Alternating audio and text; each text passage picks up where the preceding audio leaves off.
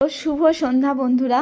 তো দেখতে পাচ্ছ সন্ধ্যাবেলা এটা হলো স্পেশাল আমার হচ্ছে কফি, আর ওদিকে হচ্ছে রুটি। আজকে রয়েছে, দাঁড়া বাবা পড়ে যাবে, রুটি করেছি।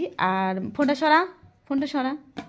আচ্ছা, এদিকে রয়েছে আলু ভাজা, আমি ভীষণ খিদে পেয়েছে। আর এদিকে রয়েছে রুটি, বাবু রুটি নিয়ে নিয়েছে, আমারও রুটি নিয়ে নেব।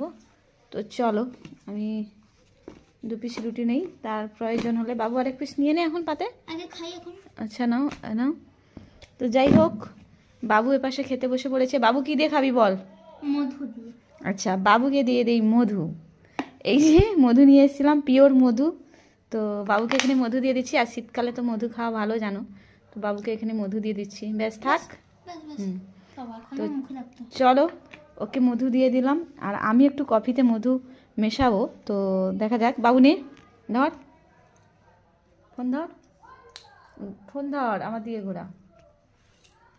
তো দেখো, আর এই যে আমি অনেকদিন পরে কফি খাচ্ছি, ব্ল্যাক কফি। এতে কিন্তু দুধ দেইনি, মানে মিল্কটা দেইনি, ব্ল্যাক কফি খাচ্ছি আমি। তো এতে 1 চামচ মধু মিশিয়ে নেব। আমি এখন ব্ল্যাক কফিটা খাই। আচ্ছা, আমাকে কেমন লাগছে বাবু? ভালো লাগছে, খুব সুন্দর। আচ্ছা, আমি 1.5 চামচ মিশিয়ে দিলাম, আর সাইডে একটু রেখে দিলাম রুটি দিয়ে যদি খাই। আর একটু নিয়ে নিই, আর আলু ভাজা আছে। জানো তো বাঙালির খাওয়া মানে টেরাবাকা খাওয়া। তো যাই হোক, এবার দেখি আমার রেখে দিই বাবা, মধুটা পড়ে যাবে। দেখো, এটা পিওর মধু। কেউ যদি মধু কিনতে চাও আমাকে বলবে। এটা কিন্তু গাছে, মানে আমাদের বাড়িতে, মানে আমাদের কাকুর বাড়িতে এটা হয়েছিল মধুটা।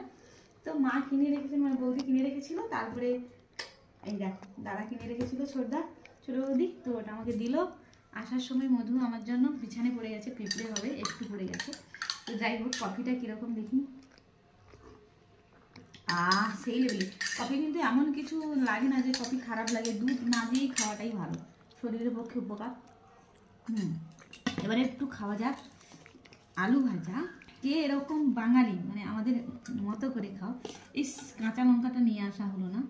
তো যাই হোক, কাঁচা লঙ্কাটা নিয়ে আসি। দাঁড়াও 1 সেকেন্ড, বাবু লাইনে থাক।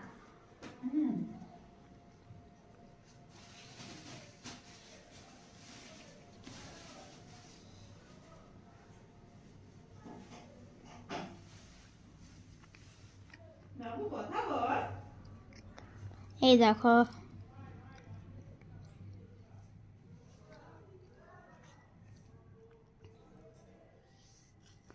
বাঙালির খাওয়া মানে এবড়ো খেবড়ো খাওয়া, হ্যাঁ না মা?